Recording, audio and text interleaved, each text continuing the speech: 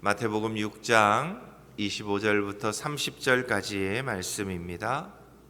우리도 함께 한 목소리로 읽습니다. 살아계신 하나님의 말씀입니다. 그러므로 내가 너희에게 이르노니 목숨을 위하여 무엇을 먹을까 무엇을 마실까 몸을 위하여 무엇을 입을까 염려하지 말라. 목숨이 음식보다 중하지 아니하며 몸이 의복보다 중하지 아니하냐. 공중의 새를 보라. 심지도 않고 거두지도 않고 창고에 모아 들이지도 아니하되 너희 하늘 아버지께서 기르시나니 너희는 이것들보다 귀하지 아니하냐. 너희 중에 누가 염려함으로 그 키를 한 자라도 더할 수 있겠느냐. 또 너희가 어찌 의복을 위하여 염려하느냐. 들의 백합화가 어떻게 자라는가 생각하여 보라. 수고도 아니하고 길쌈도 아니하느니라. 그러나 내가 너희에게 말하노니 솔로몬의 모든 영광으로도 입은 것이 이 꽃 하나만 갖지 못하였느니라. 오늘 있다가 내일 아궁이에 던져지는 들풀도 하나님이 이렇게 입히시거든 하물며 너희일까 보냐. 믿음이 작은 자들아. 아멘. 혹시 여러분은 계곡 사이에 걸려있는 출렁다리를 건너보신 적이 있으십니까? 발을 한 걸음씩 내디딜 때마다 다리는 요동치고 저 깊은 낭떠러지를 내려다보는 순간 우리의 온몸은 불안과 두려움에 휩싸여서 경직됩니다. 그때 우리 머릿속을 지배하는 생각은 아마 단 하나일 것 같습니다. 만약 이 줄이 끊어지면 어떻게 하지?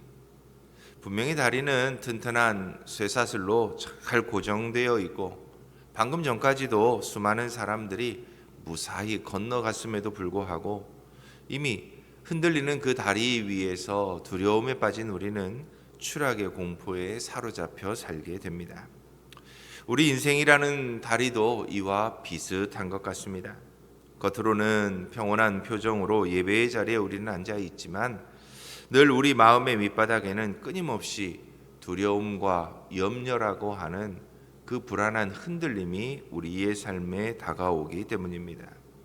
과연 오늘 하루는 괜찮을지, 또 당장 해결해야 할 나의 삶의 문제들은 괜찮은 건지, 밤잠을 설치게 하는 자녀들에 대한 염려와 걱정, 혹은 예고 없이 우리를 찾아오는 건강에 대한 적신호 등 여러 가지 우리 인생의 수많은 시간을 우리는 사실 염려와 불안이라는 이름의 창살 없는 감옥에 갇혀 살게 됩니다.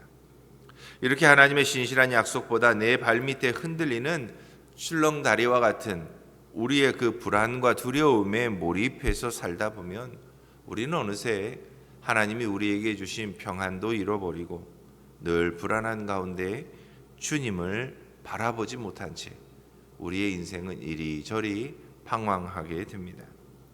이런 우리들에게 오늘 주님은 이렇게 말씀하고 계십니다. 그러므로 내가 너희에게 이르노니 목숨을 위하여 무엇을 먹을까 무엇을 마실까 몸을 위하여 무엇을 입을까 염려하지 말라. 주님은 염려하는 우리들을 향해서 아이고 참 안쓰럽다, 네가 얼마나 염려가 많으냐 이러면서 말씀하지 않으십니다. 우리에게 염려하지 말라라고 분명하게 명령하고 계십니다. 왜일까요?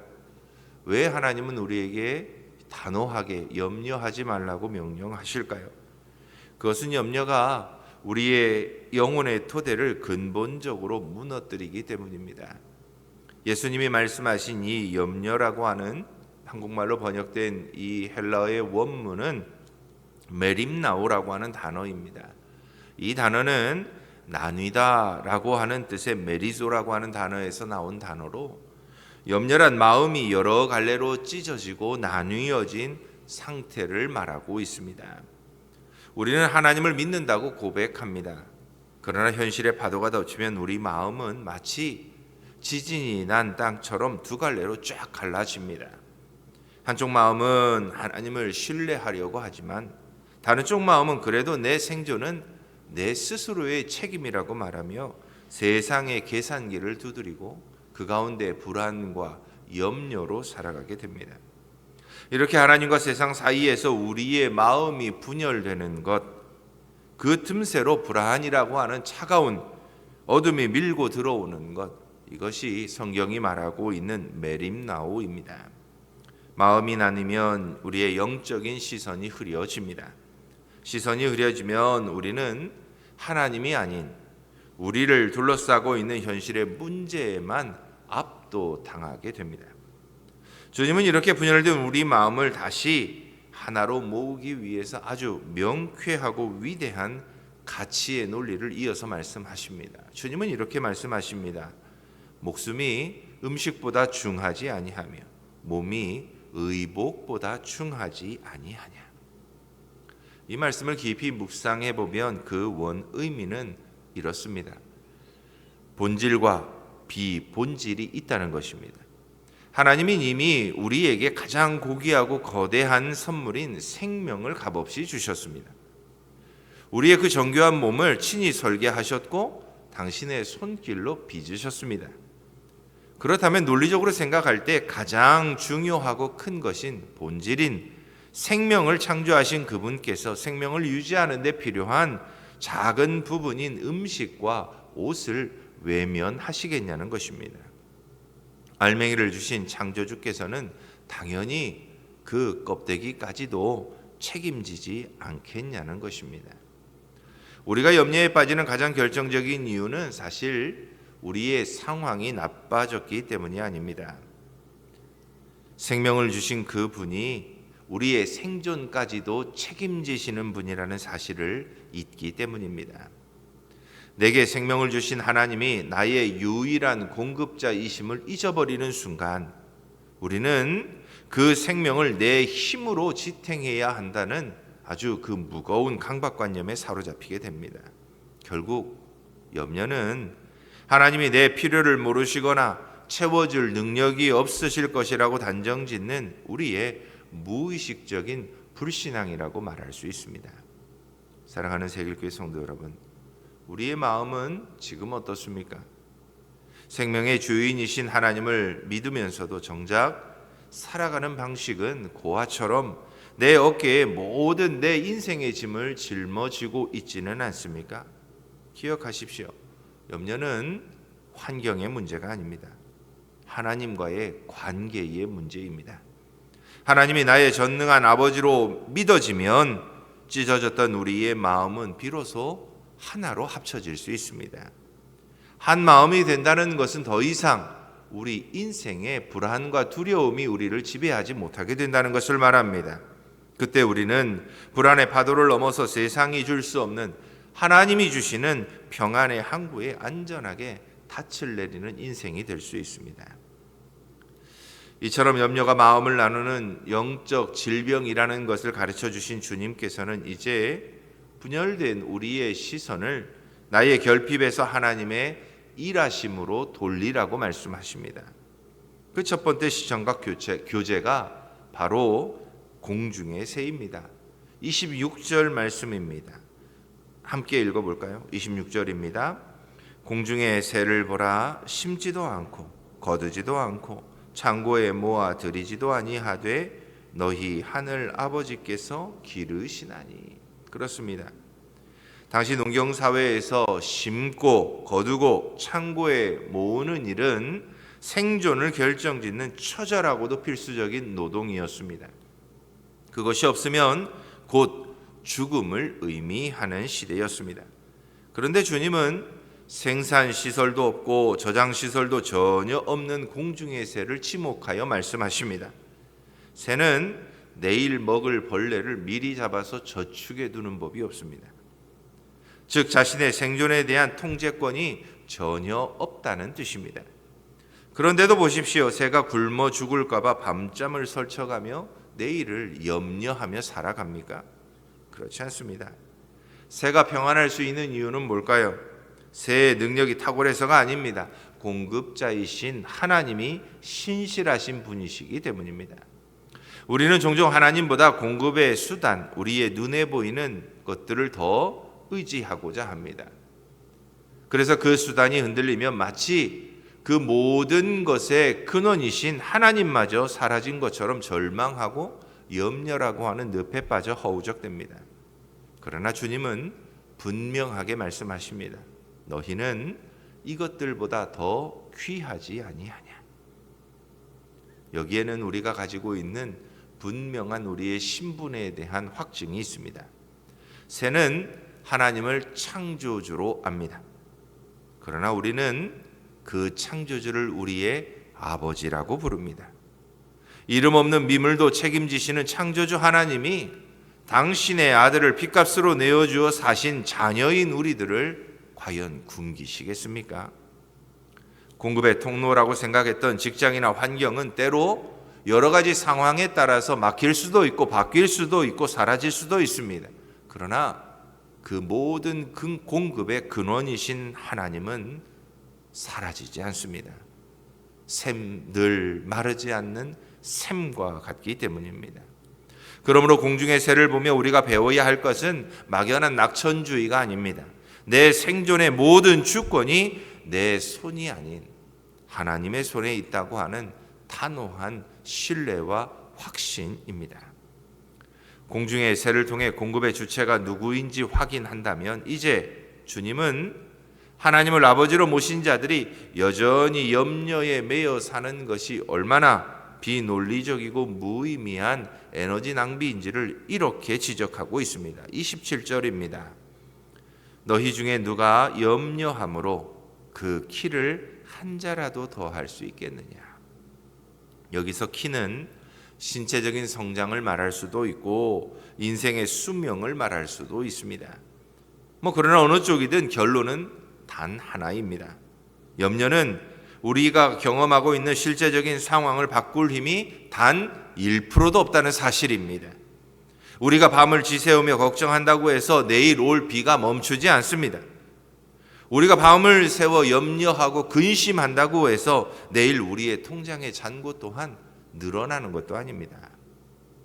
또 우리의 사라지는 수명을 단 1초도 우리의 염려와 두려움으로 붙잡아둘 수도 없습니다. 염려는 마치 그래서 흔들 의자와 같습니다. 의자에 앉아 몸을 격렬하게 흔들면 무척 분주해 보이고 에너지도 소비됩니다. 그러나 땀도 나고 숨도 찹니다. 하지만 정작 흔들 의자는 단 1cm도 앞으로 나아가지 못합니다. 염려가 이와 같습니다. 우리를 지치게 하고 오늘의 기쁨을 갉아먹고 우리의 영적인 진액을 다 말려버리지만 정작 문제 해결에는 단 1%도 기여하지 못하는 것이 바로 우리의 염려와 두려움입니다.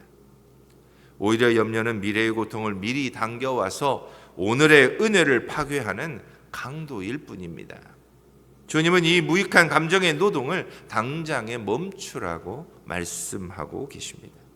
아무것도 바꿀 수 없는 염려의 마음을 쏟는 대신 그 모든 것을 바꿀 수 있는 하나님께 그 에너지를 바꾸어 드리라는 것입니다.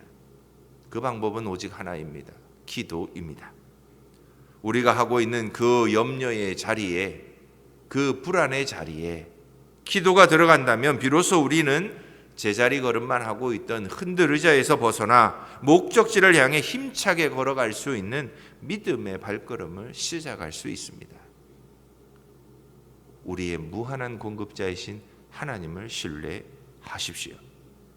그 하나님을 신뢰하고 기도하십시오. 우리의 아버지이신 하나님은 우리가 하는 그 모든 기도에 반드시 응답해 주십니다. 염려가 무능하다는 사실을 깨달은 우리에게 이제 주님은 한 걸음 더 나아가 생존의 문제를 넘어 입는 것, 우리 인생의 품위와 안정을 상징하는 영역으로 우리의 시선을 이끌어 가십니다. 28절은 그래서 이렇게 말씀합니다. 들의 백화파가 어떻게 자라는가를 생각하여 보라. 여기서 생각하라는 단어는 그저 스쳐 지나가듯 보라는 단어가 아닙니다. 뚫어지게 관찰하고 깊이 묵상하라는 뜻입니다. 들에 핀 이름 없는 꽃 하나를 가만히 들여다 보십시오. 그 꽃들이 혹시 스스로를 치장하기 위해 수고하는 거 보신 적이 있습니까? 실을 뽑아서 혹시 길쌈하는 거 보신 적이 있으십니까? 그런데도 하나님은 그 들풀을 최고의 권력과 화려함을 상징하던 솔로몬의 예복보다도 더 아름답게 입히고 계십니다. 이 비유는 하나님의 돌보심이 결코 겨우 굶지 않을 정도의 수준이 아니라는 것을 우리에게 분명하게 말씀해 줍니다. 하나님은 당신의 자녀인 우리의 삶을 결코 단순히 유지시키는 분이 아니라 가장 아름답고 가치 있게 빚어 가시는 분이십니다. 그런데 우리는 여전히 눈앞의 결핍에 매여 하나님의 손길을 늘 의심하며 삽니다. 그래서 주님은 오늘 우리에게 분명하게 이렇게 말씀하십니다. 30절 말씀입니다. 우리 같이 한번 읽어보겠습니다. 오늘 있다가 내일 아궁이에 던져지는 들풀도 하나님이 이렇게 입히시거든 하물며 너희일까 보냐 믿음이 작은 자들아. 우리는 자꾸 상황이 너무 커서 감당이 안 된다고 말하기를 좋아합니다. 그러나 주님의 진단은 다릅니다. 상황이 큰 것이 아니라 우리의 믿음이 작은 것입니다. 문제는 거센 파도가 아닙니다. 그 거센 파도 위에 서 계시는 주님을 신뢰하지 못하는 우리의 눈이고 우리의 마음입니다.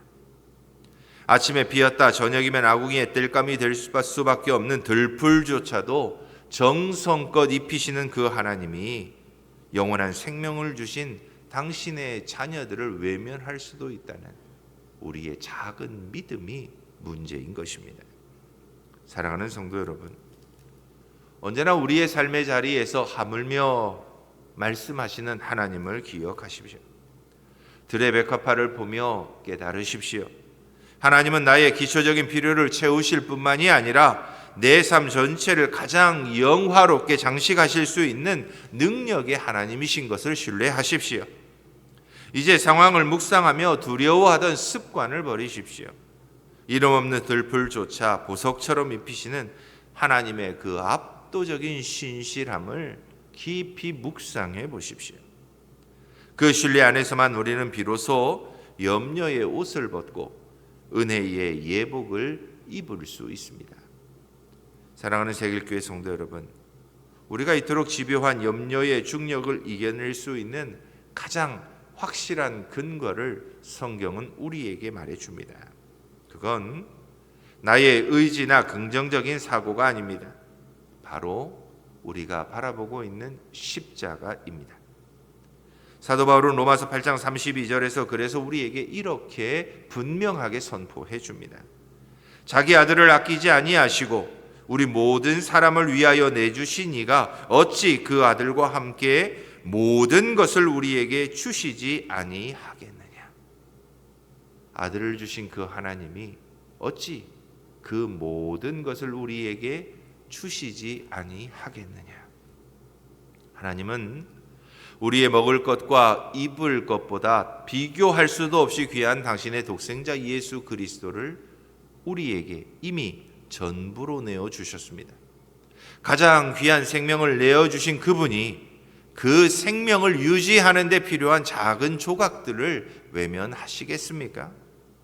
십자가는 하나님께서 우리의 영원한 아버지가 되시고 우리 인생을 마지막 순간까지 책임지시겠다는 꺾이지 않는 사랑의 보증수표입니다. 2차 세계대전 당시 폭격으로 부모를 잃은 아이들을 모아놓은 수용소가 있었습니다. 그런데 그곳에 갇혀있는 아이들은 많은 사람들이 열심을 다해서 돌보고 있음에도 늘 불안과 두려움에 휩싸여 쉽사리 잠을 이루지 못했습니다. 먹을 것이 넉넉하게 공급되었지만 아이들은 내일이면 다시 굶을지도 모른다는 공포에 늘 사로잡혀 있었습니다. 그때 한 심리학자가 묘안을 냅니다. 잠들기 전 아이들의 손에 작은 빵 한 조각씩을 다 쥐어준 것입니다. 이건 내일 아침에 먹을 자신의 양식이라는 것을 알게 된 아이들은 그 손에 쥐어진 작은 그 빵 한 조각이 내일도 배고프지 않을 것이라는 약속이 되자 그때부터 비로소 두려움을 잊고 불안을 잊고 평안하게 잠을 들게 되었다는 것입니다. 오늘 우리에게는 그 빵 한 조각보다 더 확실한 약속이 있습니다. 바로 예수 그리스도입니다. 염려라는 낡고 무거운 옷을 우리는 이제 벗어야 합니다. 염려가 우리의 마음의 문을 두드릴 때마다 십자가를 바라보십시오. 그리고 선포하십시오. 우리는 결코 고아가 아닙니다. 나에게는 나를 기르시고 입히시는 전능하신 하나님이 우리의 아버지 되십니다. 그리고 오늘 주신 말씀을 붙들고 그 염려의 감옥에서 나와 세 가지 거룩한 결단을 하며 그 염려를 이겨내십시오. 먼저 시선을 옮기십시오. 나를 짓누르는 문제의 크기를 묵상하던 습관을 멈추시고 이름 없는 새와 꽃조차 보석처럼 기르시고 입히시고 먹이시는 창조주 하나님께 우리의 시선을 돌리십시오. 환경이 아니라 그 환경을 다스리는 하나님을 바라보는 것이 우리가 염려로부터 벗어나는 첫 출발입니다. 해석의 언어를 바꾸십시오. 우리의 삶에 찾아온 결핍은 나를 망가뜨리려는 위기가 아닙니다. 하나님의 기적 같은 공급을 경험하게 될 거룩한 기회가 될 수 있습니다. 큰일 났다는 탄식 대신 어떻게 하지? 라고 하는 불안한 고백 대신 하나님이 어떻게 일하실까? 하나님이 어떻게 채워가실까를 기대하는 선포를 하십시오. 우리의 창조자 되시고 공급자 되신 하나님을 향한 신실한 믿음의 고백이 우리의 입술에 있게 하십시오. 하나님은 반드시 바꾸십니다. 우리의 인생의 운전대를 또한 하나님께 맡겨 보십시오. 내 생존의 최종의 책임자는 내가 아닙니다. 우리는 염려함으로 우리의 길을 단 1cm도 키울 수 없습니다.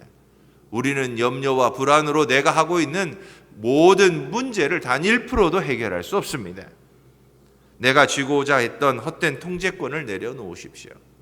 내 인생의 모든 운전은 하나님이 하실 수 있도록 맡겨드리십시오. 하나님이 우리의 인생을 다스리시면 불안과 염려는 더 이상 우리의 불안과 염려가 되지 않습니다. 하나님이 일하시는 현장이 됩니다. 내일 일은 내일이 염려하게 하십시오. 내일의 염려는 내일의 은혜를 주신 하나님께 맡기십시오. 오늘 우리에게 허락하신 우리의 삶에는 오직 오늘 우리에게 주시는 하늘의 평안을 마음껏 누리는 시간이 되십시오. 공중의 새를 기르시고 들의 백합화를 입히시는 그 하나님의 자상한 손길이 오늘도 우리의 삶을 붙잡고 계십니다. 그러므로 더 이상 흔들 의자에 앉아 헛된 힘을 쏟는 것이 아니라 우리를 일용할 양식으로 먹이시고 입히시는 그 하나님을 신뢰하며 담대하게 오늘도 하나님이 주시는 평안 가운데 걸어갈 수 있는 저와 여러분들이 다 될 수 있기를 주님의 이름으로 축원합니다.